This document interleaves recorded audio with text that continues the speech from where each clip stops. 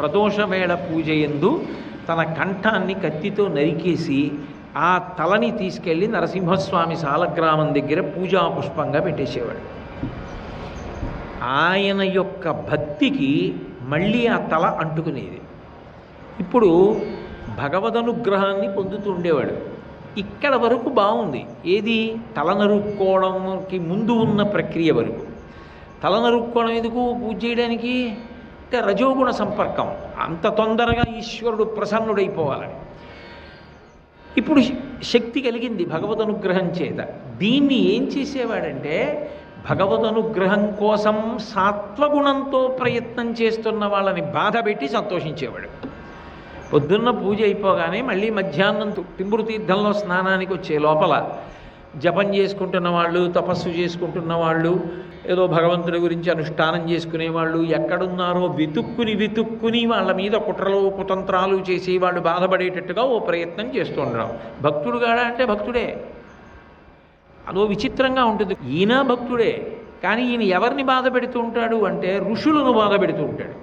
ఋషులు ఏం చేశారు? వాళ్ళు మంత్రద్రష్టలు, వాళ్ళు గొప్ప తపస్సు చేసి ఈశ్వర అనుగ్రహ సంపన్నులు. అటువంటి వాళ్ళని బాధ పెడుతూ ఉంటాడు.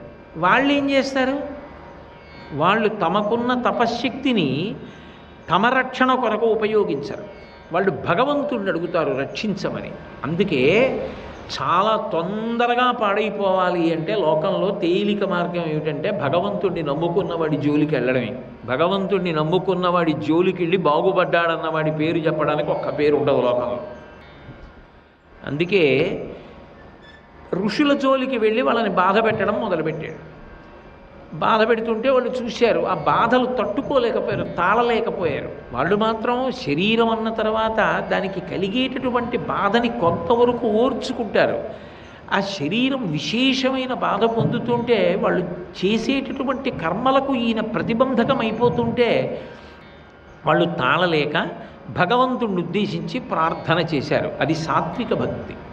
ఇది రజోగుణ భక్తి. ప్రార్థన చేస్తే శ్రీహరి ప్రత్యక్షమయ్యారు. ప్రత్యక్షం అవడం అంటే శ్రీహరి విషయంలో ఒక విచిత్రం ఉంటుంది. ఆయన అన్ని వేళలా అందరికీ ఓ రూపంతో కనపడడం, వాణి వినపడుతుంది. ఎందుకు మీరు తపస్సు చేశారు అని అడుగుతూ ఉంటాడు. మీకేం కష్టం వచ్చింది అని అడుగుతాడు. అన్ని వేళలా రూపంతో కనపడి ప్రశ్న చెయ్యడైన. మీరు పురాణాలు పరిశీలిస్తే కనపడుతుంది. వాళ్ళు అన్నారు, మమ్మల్ని చాలా ఇబ్బంది పెడుతున్నాడు వృషాసురుడు. ఆయనకి తెలియక కాదు, వాళ్ళ బాధ వాళ్ళ కంఠం ద్వారా వింటాడు. విని తాను సంహరించవలసిన అవసరం ఉన్నదా, అంత బాధ అవతల వారిలో ఉన్నదా పరిశీలిస్తాడు.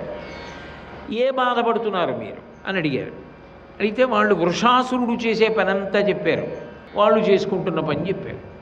మేము ఎవరి జోలికి వెళ్ళలేదు, మేము తపస్సు చేసి మాకున్న శక్తితో లోకానికి ఏమైనా ఉపకారం చేయగలిగితే చేశాం. మా మానాన మేము తపస్సు చేసుకున్నాం. ఆయన మమ్మల్ని భరించలేనంత బాధ పెట్టేస్తున్నాడు. భరించలేని బాధ అంటే అర్థం ఏమిటి?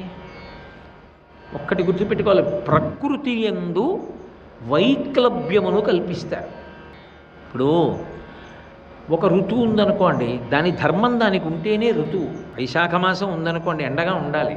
వైశాఖ మాసం గజగజ చలేసింది అనుకోండి, అది ప్రకృతి వైపరీత్యం అంటారు. అలా ఉండకూడదు. ఏ ఋతువు ఎలా ఉండాలో ఆ ఋతువు అలా ఉంటేనే ప్రకృతి ధర్మం నడుస్తోందని గుర్తు.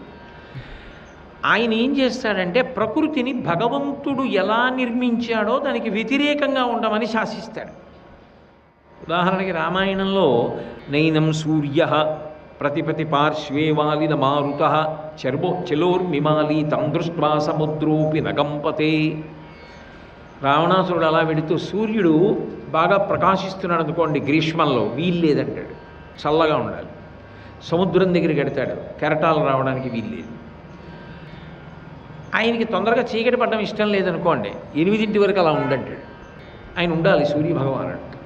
అంటే ఈశ్వర శాసనాన్ని తిరగరాస్తూ ఉంటాడు. అప్పుడు ధర్మం ఎలా నడుస్తుంది? పంచాంగంలో సూర్యాస్తమయం ఇంత అని రాశారు. ఆ సమయమునకు చెయ్యవలసినటువంటి నిత్యకర్మలు కొన్ని ఉంటాయి. ఆ సమయమునకు చెయ్యడానికి ఏది అక్కడ సూర్యాస్తమయం ఉండదు. అది వాళ్ళ యొక్క నిత్యకృత్యములకు ఇబ్బంది, జనులకు ఇబ్బంది, ధర్మచక్రమునకు ఇబ్బంది. ఇది కాక శారీరకంగా మానసికంగా బాధ పెడుతూ ఉంటాడు. వాళ్ళు ఈ మాటలు చెప్పారు. ఇప్పుడు ఆయన అన్నాడు, వాడిని సంహరిస్తాను. అయితే భగవంతుని యందు ఒక అఖండ ప్రజ్ఞ ఉంటుంది. ఆయన సర్వజ్ఞుడు, ఆయనకి తెలియందేం ఉండదు. బుద్ధి కర్మానుసారిణి అంటారు. ఆయన ఎవ్వరిని పాడు చెయ్యడు. అది బాగా జ్ఞాపకం పెట్టుకోవాలి మనిషి. ఆయన ఎవ్వరిని పాడు చెయ్యడు. బుద్ధి కర్మానుసారిణి. మన బుద్ధి బాగుండకపోతే మన బుద్ధే వక్రించి వెళ్ళకూడని మార్గంలోకి వెళ్ళి పాడైపోతాడంతే. సర్వం శ్రీ ఉమామహేశ్వర పరబ్రహ్మార్పణమస్తు. స్వస్తి.